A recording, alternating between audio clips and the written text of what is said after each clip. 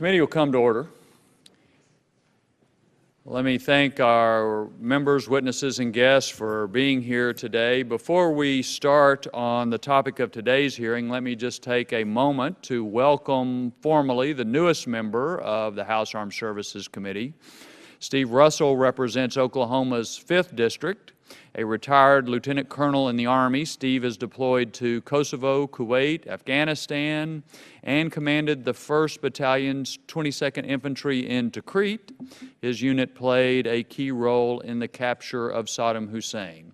So he's already, in our briefings and so forth, made an important contribution to the committee, and we're very glad to have Steve join our numbers. Today we hold a hearing on the risk of losing military technological superiority and its implications for U.S. policy, strategy, and posture in the Asia-Pacific.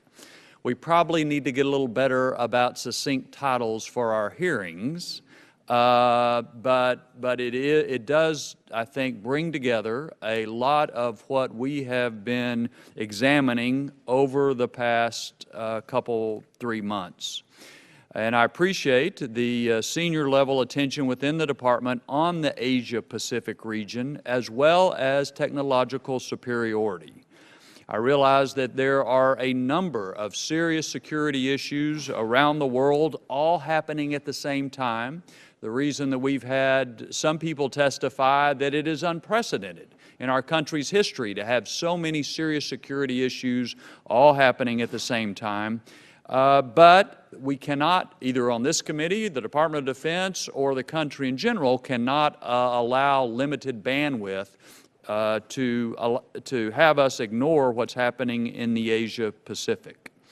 So, among the issues that come to the fore, I think, in the region for which y'all have responsibility is the technological superiority issue, which has been a key focus of this committee. We've had Undersecretary Kendall, for example, testify about our eroding technological superiority, especially in light of some of the key investments that China is making. It also brings together some individual unconventional warfare tactics. We focused a lot on what Russia's been doing with little green men, but it wasn't that long ago I read a paper about the 3 warfares of China, including psychological, media, and legal warfare. They have their own unconventional tactics. And of course we have in the region North Korea and its asymmetric attempts both with cyber, its missile and nuclear programs just to keep everyone off balance. So this region brings together a lot of what we've talked about so far this year, and again we appreciate everybody being here. Mr. Smith is not able to be with us this week, but I will yield to the distinguished gentlelady from California, Ms. Sanchez, in his place for any comments she'd like to make. Thank you, Mr. Chairman, and again to our panel, thank you for being before us. Obviously, the Indo-Asia-Pacific arena is an incredibly important one to our United States and to security in our world. I'm always a little amused with the fact that everybody talks about pivoting towards that direction. I'm a Californian, and we've always been on the Pacific, so to a large extent we've had the opportunity to look across that Pacific and work with the nations and accept a lot of people who are originally from those countries to our California. So I think that we are well positioned, in particular as Californians, with respect to understanding and having ties to those regions. The collective security of our world is not only one of defense and high-tech solutions to some of that, but it is also about culture and the economy, and so I believe that we should continue to work in the many myriad of ways as we look towards that region. Maintaining a significant U.S. military capability advantage is clearly a top priority for us from a national security perspective. And it's entirely appropriate to take a look at the capabilities, especially with high technology, that these countries in that region are doing. Again, we should not presuppose, I think, that, that there's malice involved when somebody is beefing up their military or working towards higher military capabilities. And we shouldn't, I think, presume that conflict is inevitable. Rather, we should be geared toward working together in good faith of preservation of our international order. And I think that the most significant thing that Congress can do to help bolster the U.S. military's technological edge and to help advance strategic objectives in the Indo-Asia-Pacific region is to eliminate sequestration. And I'm talking not just here in the Defense Committee, but across the federal board. As I remember, Secretary Gates once said, if we don't educate our people, if our economy is not good, and I'm paraphrasing, I'm not saying directly, then we don't have to worry about our military because it's about our economy and about our people. So I'm looking forward to hearing the testimony today. And Mr. Chairman, I would like to submit Mr. Smith's statement for the record. Thank you. Thank you. Without objection is so ordered, and without objection, the witness's complete written statements will be made part of the record. We're pleased to have with us today the Honorable Christine Wormuth, Undersecretary of Defense for Policy, Admiral Samuel Locklear, Commander of the U.S. Pacific Command, and General Curtis Scaparrotti, the Commander of U.S. Forces Korea. Again, thank you all for being with us. As I said, your statements will be made, your complete statements will be made part of the record, and we would appreciate you summarizing and your opening comments before we turn to questions. Ms. Wormuth. Thank you very much, Chairman Thornberry and distinguished members of the committee for having us here today. We're looking forward to the conversation. And I'm sending my best wishes to Ranking Member Smith for a speedy recovery. I know he's not enjoying that process. Yeah, Madam, excuse me, would you mind getting that microphone right in front of you? That better? That's better. Okay. The only way it works is talking right into it, so okay. Thank you. It's a pleasure to be here to talk with you about certainly a top priority for Secretary Carter and myself, which is our rebalance to Asia Pacific. I'm also very pleased to be here alongside Admiral Locklear and General Scaparrotti. We work closely together on a lot of different issues. They're doing a tremendous job, and the men and women who are out there working in Pacific Command and at U.S. Forces Korea are really the day-to-day face of our rebalance for a lot of countries in the region, so we really appreciate the work that they do. Both Secretary Carter and I have recently come back from Asia, different parts of the region, but I think we both heard in a very resounding way a lot of support from the countries out there for the rebalance that we've undertaken, and also a lot of desire to have even greater U.S. leadership and engagement with the countries that are there.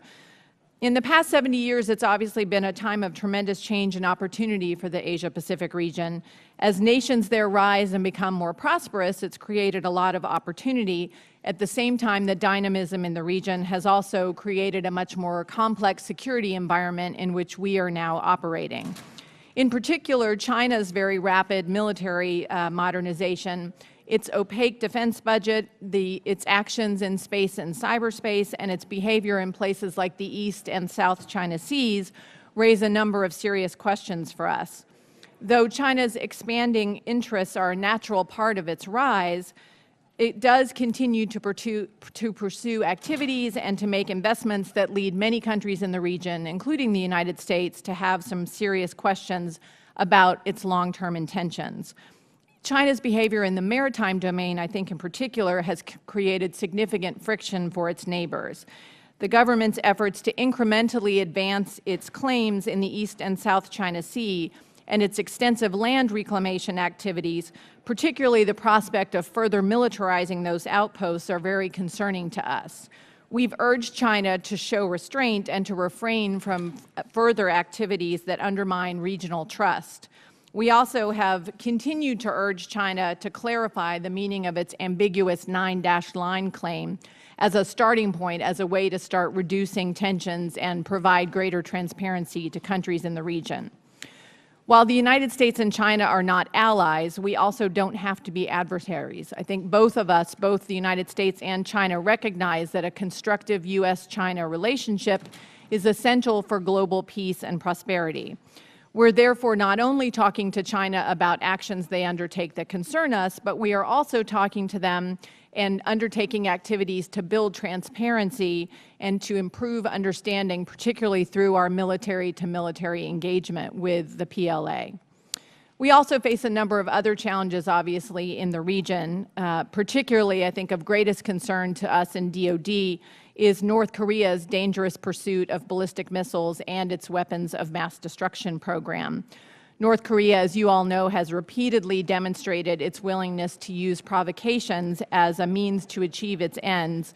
And just in the last year, we saw a very significant cyber attack on Sony Pictures Entertainment. There are also other challenges in the region that are magnified by a growing range of non-traditional threats, such as the increased flow of foreign fighters, both to and from Asia, the trafficking of illegal goods and people, and devastating natural disasters such as the cyclone we saw last month in Vanuatu. So in response to these shifting dynamics, DoD has consistently worked to implement President Obama's whole-of-government strategy towards rebalancing in the Asia-Pacific. One of the most important pieces of the administration's work in the area of the rebalance is to finalize the Trans-Pacific Partnership. Our military strength ultimately rests on the foundation of our vibrant and growing economy. So we believe strongly that TPP is not just part of our economic agenda, but is also a very important part of our national security agenda. And I would urge Congress to pass Trade Promotion Authority and allow negotiators to conclude this very important agreement. In DoD, we're really focused in terms of the rebalance on a couple of key lines of effort. First is strengthening our security relationships with allies and partners in the region. In Japan, for example, we're very close to completing a historic update of the defense guidelines, which really wouldn't have been possible a decade ago. We are also working with the Republic of Korea to develop a comprehensive set of alliance capabilities to counter the North Korean threat. And in Australia and the Philippines last year, we signed important groundbreaking posture agreements that will give us enhanced access for our forces and also allow us a lot of new combined training opportunities for our partners in Australia and the Philippines. Our strong friendships in the region also go beyond traditional alliances to some of our new relationships, particularly in South and Southeast Asia. In addition to our very strong partnership with Singapore, where I just visited a couple weeks ago, we also are strengthening our relationships with countries like Indonesia, Malaysia, and Vietnam. And finally, we're investing, of course, in our partnership with ASEAN, which is really leading the way in terms of trying to build a more robust security architecture in the region. And lastly, in terms of relationships, the U.S.-India relationship is a very important and very exciting partnership. As you all know, just this January, President Obama and Prime Minister Modi signed a joint vision statement.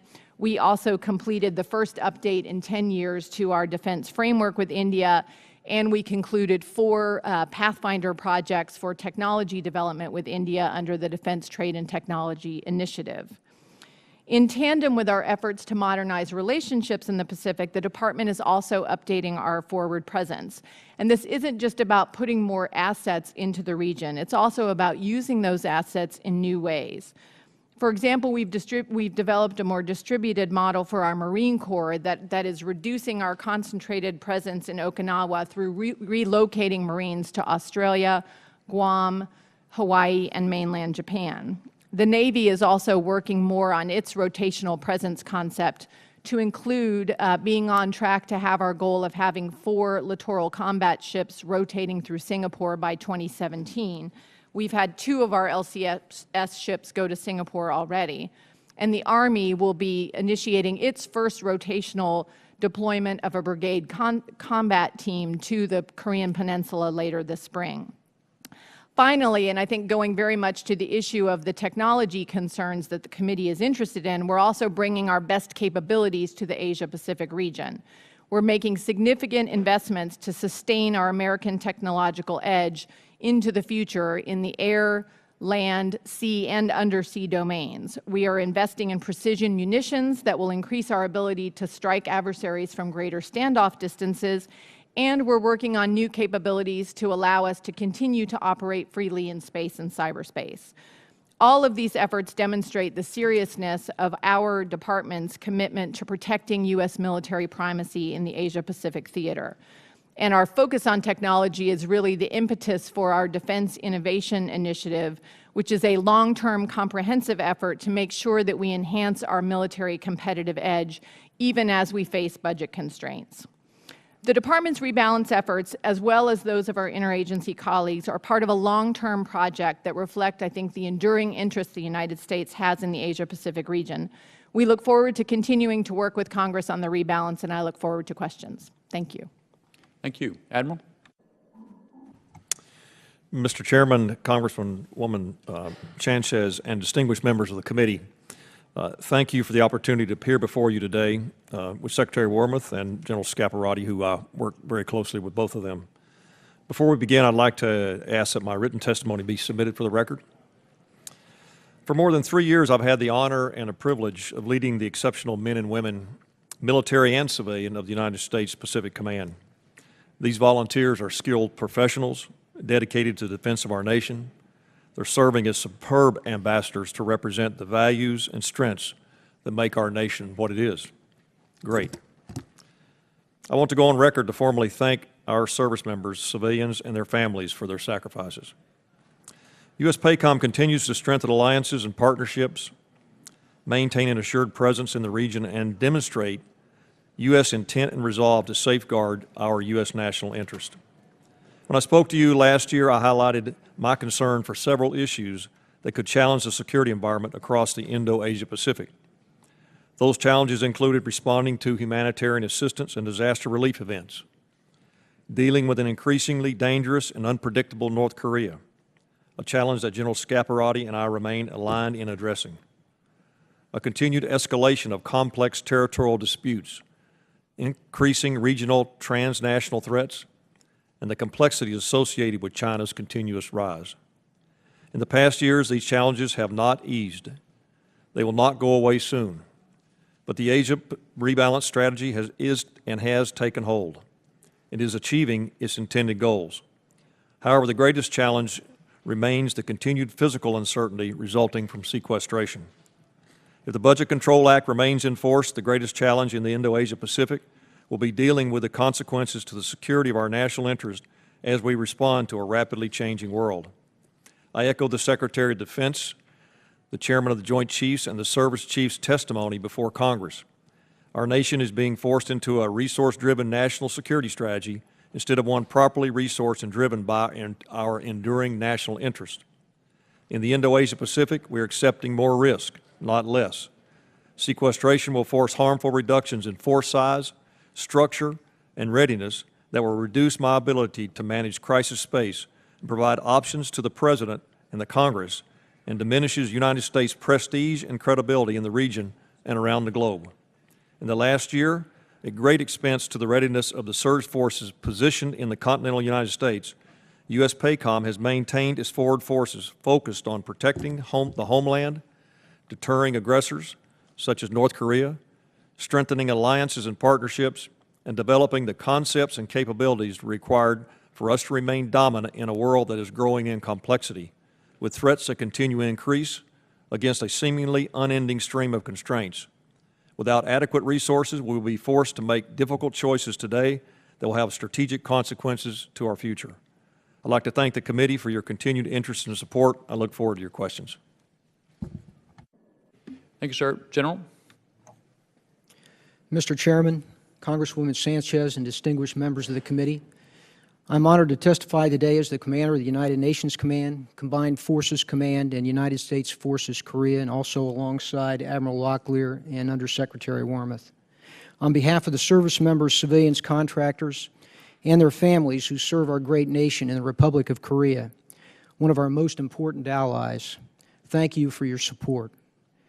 I prepared some brief opening remarks, and I thank you for submitting them to the record.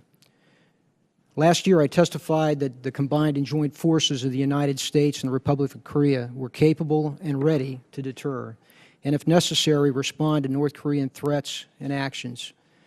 Due to our accomplishments in 2014, I report to you that our strong alliance is more capable of addressing the rapidly evolving and increasingly asymmetric North Korean threat.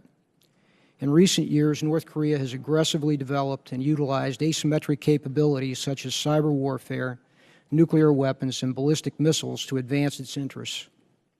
To put this in perspective over time, in 2012, my predecessor noted North Korea's advancements in cyber and nuclear capabilities during his opening statement to this committee. A year later, North Korea conducted cyber attacks on South Korea's banks and broadcasting stations.